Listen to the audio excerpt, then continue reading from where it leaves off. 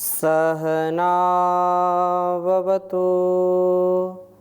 सहनौ भुनक्तु सह वीर्यं करवावहै तेजस्विनावधीतमस्तु मा विद्विषावहै।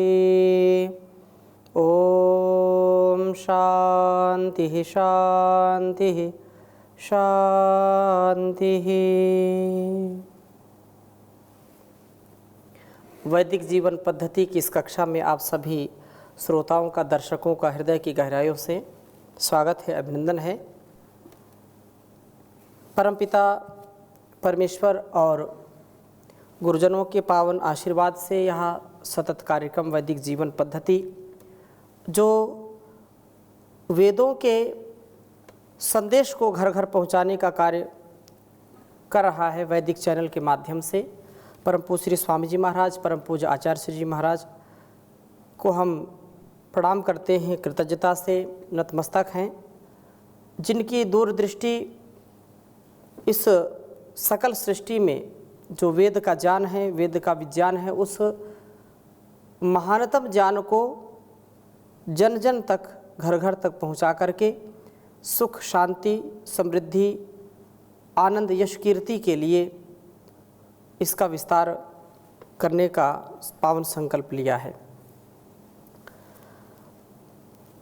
वेदों की शिक्षा, विधि और निषेध के माध्यम से हम समझते हैं दो ही पथ हैं। एक विधि जिसका उपदेश किया जाता है, जिसको करना ही है, और एक निषेध की यह कार्य करना ही नहीं है।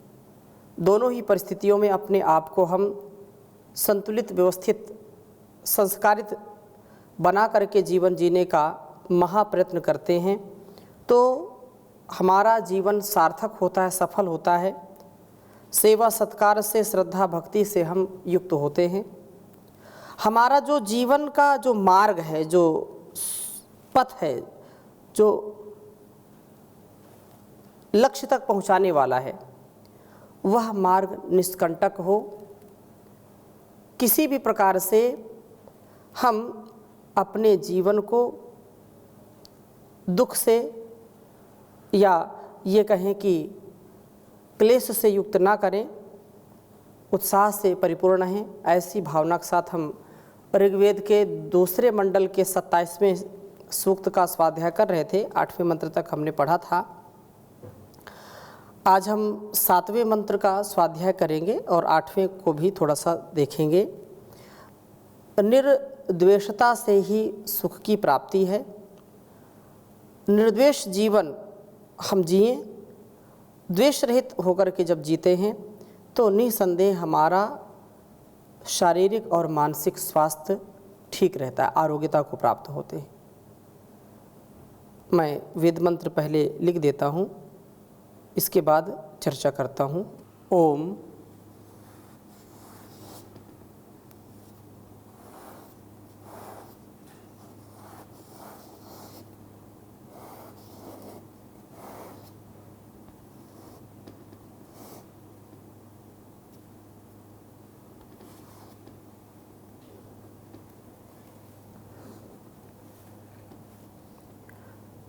पिपर्तु नो अदिति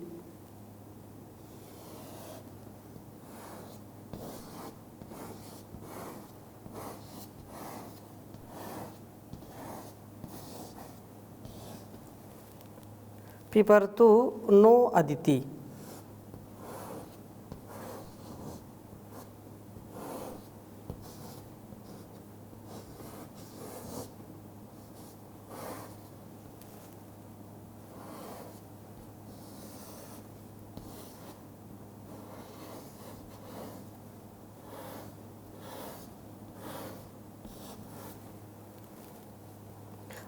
राजपुत्राति अद्वेषास्यर्मा सुगेभिः।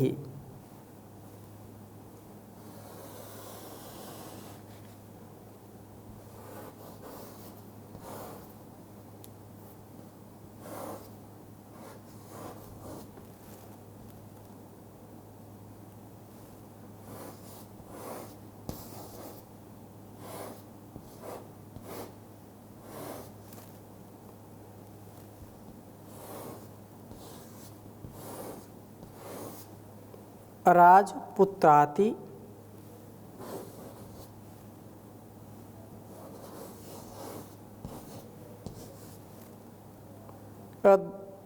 अदेशांसस्यर्मा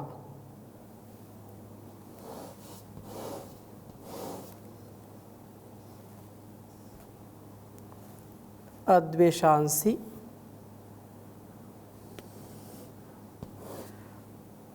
पुत्राति अद्वेषांसी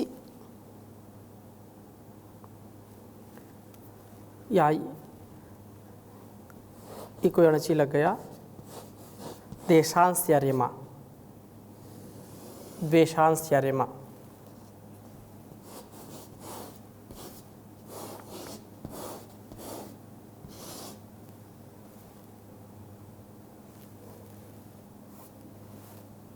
सुगे भी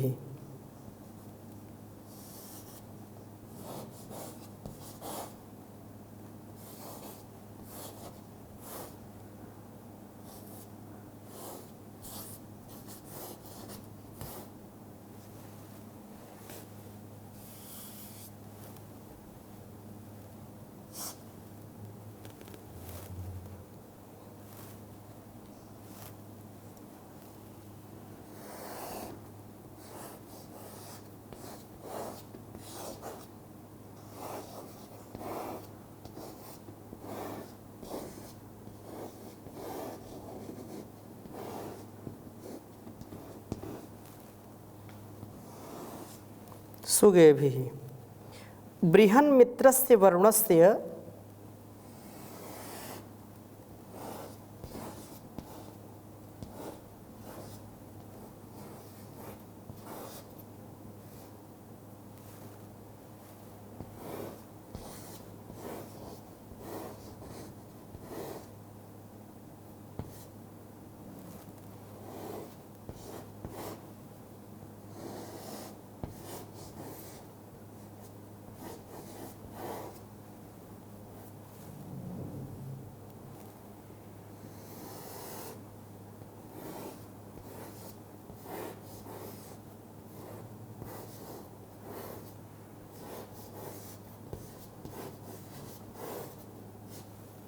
बृहन्मित्रस्य वरुणस्य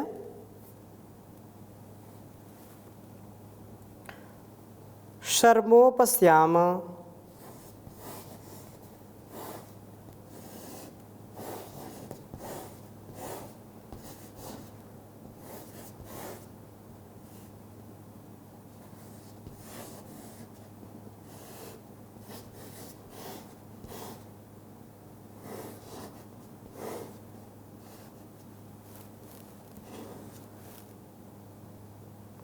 पुरुवीरा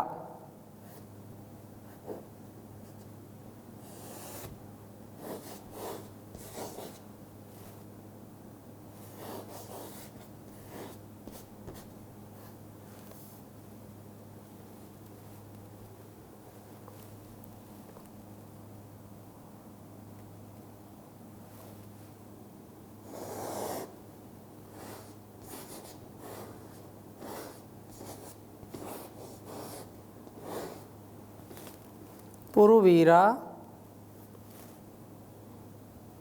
अरिष्टाः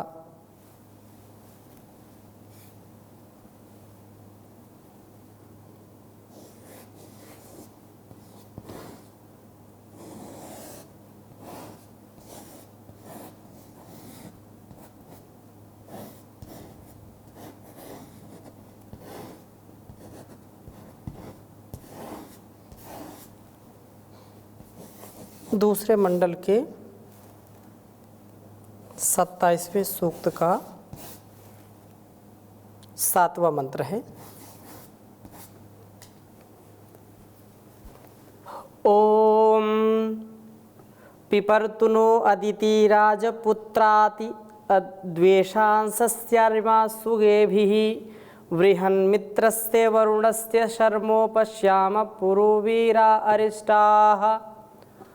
ओम पिपर्तुनो अदिति राजपुत्रात्यद्वेषांसस्यर्मा सुगेभिः बृहन्मित्रस्य वरुणस्य शर्मोपश्याम पुरोवीरा अरिष्टाः। वेद मंत्र का भाव समझने का प्रयास करते हैं। कहा है कि पिपरतु, यह जो अदिति, नो अदिति, अदिति माता, देवों की माता, राजपुत्रा, दे दीप्यमान पुत्रों वाली, नह हमें द्वेषांसी, राजपुत्राति अद्वेषांसी, ये द्वेषांसी अति पिपरतु, जो हमें द्वेष की वृत्तियों से पार करे। अर्यमा, काम, क्रोध, लोभ आदि शत्रुओं को वश में करने वाला अर्यमा। सुगे भी, अर्थात सुष्ठु गंतव्य मार्गों से हमें द्वेष आदि की वृत्तियों से ऊपर उठाए। जब हमारे अंदर का लोभ, हमारे अंदर की जो लालच वाली प्रवृत्ति है, जब हमारे अंदर आती है तो हम निसंदेह पाप के भागी बन जाते हैं।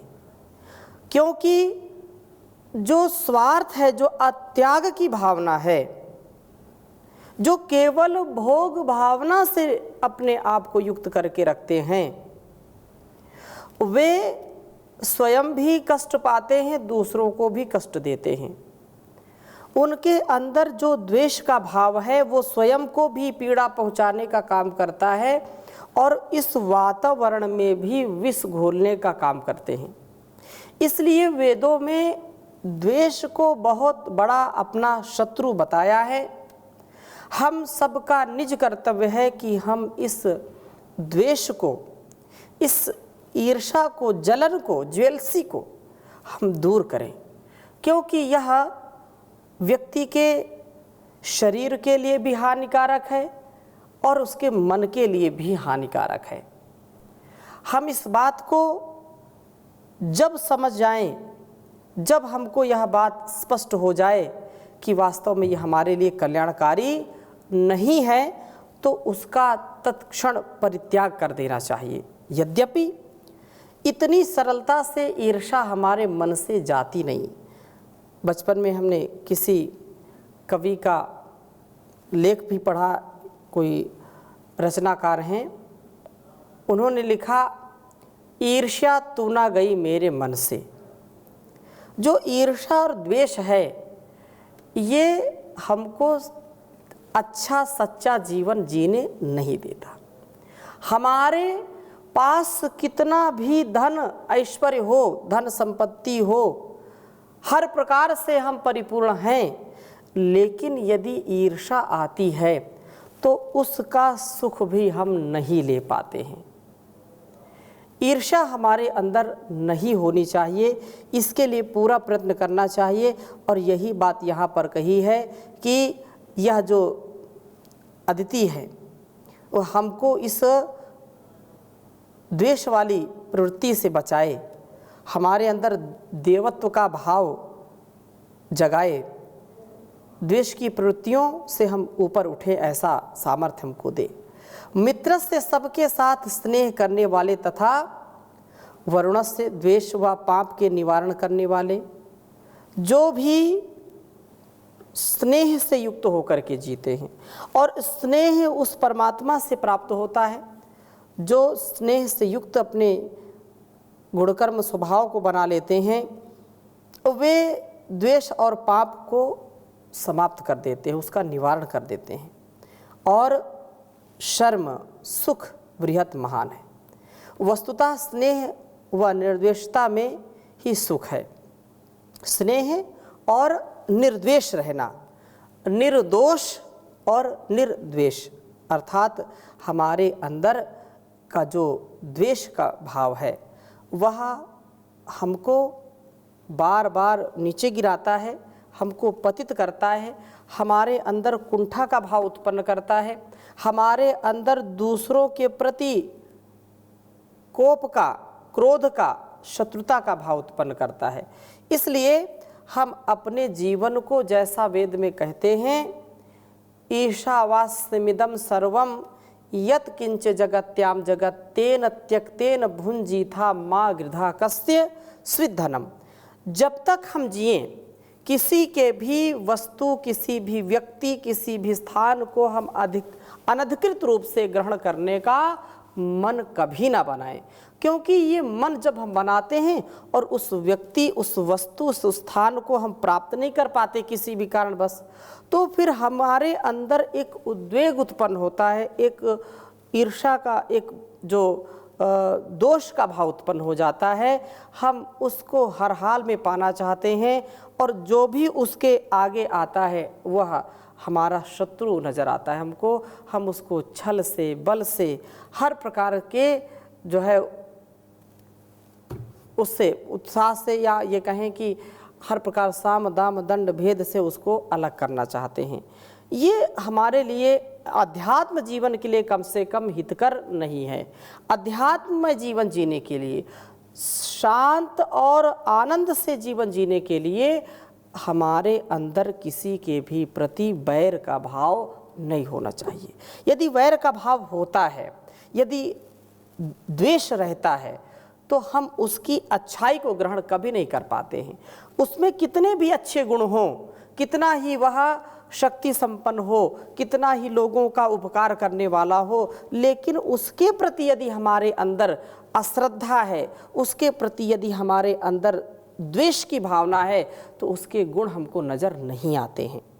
भले ही लाखों उसमें अच्छाइयाँ हों, सैकड़ों अच्छाइयाँ हों, लेकिन इसी प्रकार से राग के प्रति भी हमको समझना चाहिए कि जो दोषयुक्त व्यक्ति हैं, दोषयुक्त स्थान है, दोषयुक्त कोई वस्तु है, यदि उसमें हमको राग हो जाता है तो उसके सैकड़ों दोषों को हम देखते नहीं और उसको ग्रहण करते हैं। ये हमारे लिए अत्यंत घातक हो जाता है, अत्यंत अकल्याणकारी हो जाता है।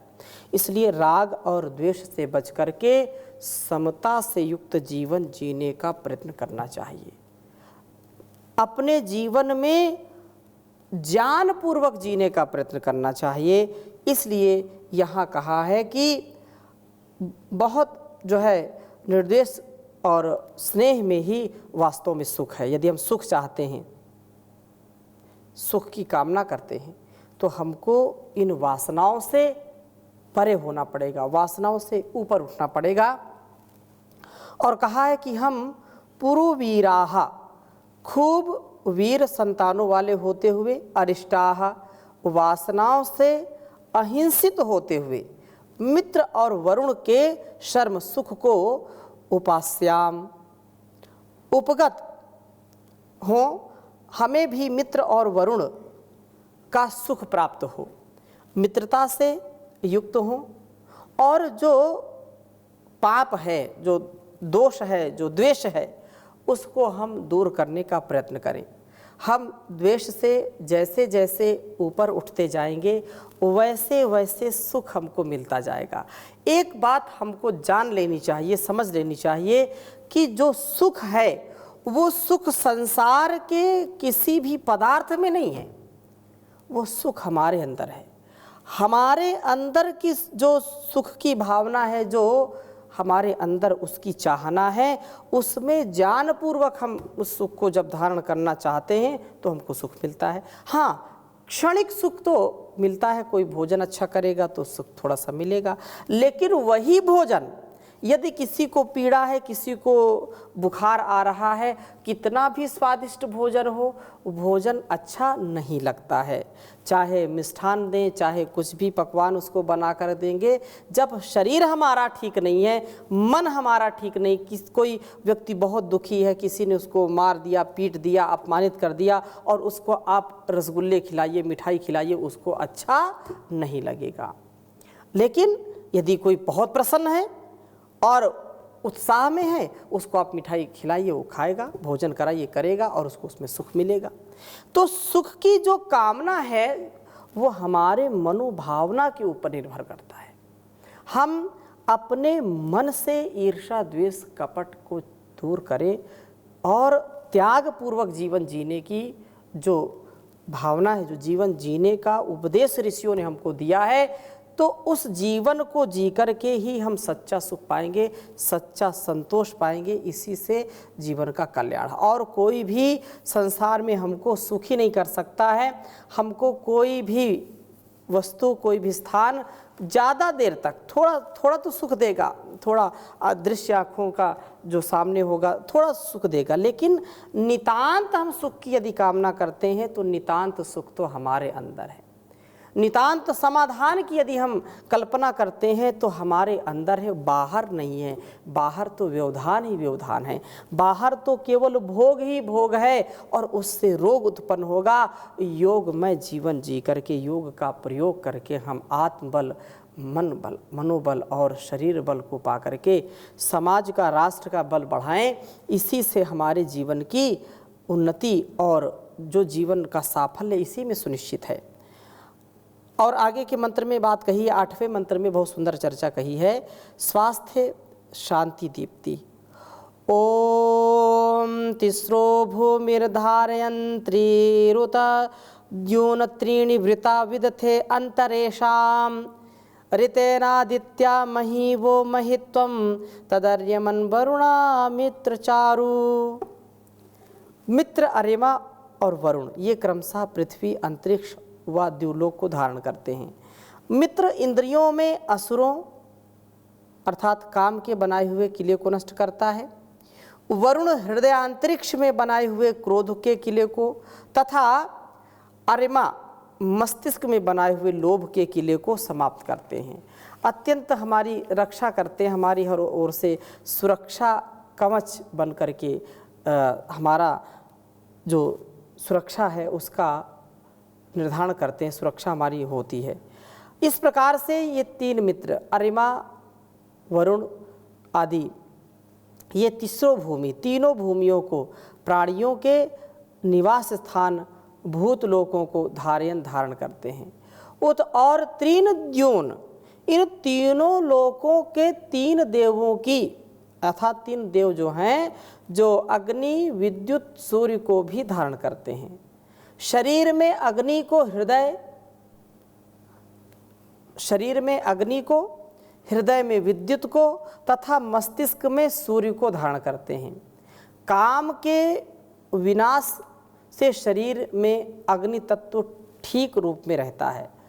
क्रोध के विनाश से हृदय में विद्युत रूप ठीक काम करता है, जो विद्युत तत्व होता है। और लोभ के विनाश से मस्तिष्क जान सूर्य से देदीप्यमान रहता है।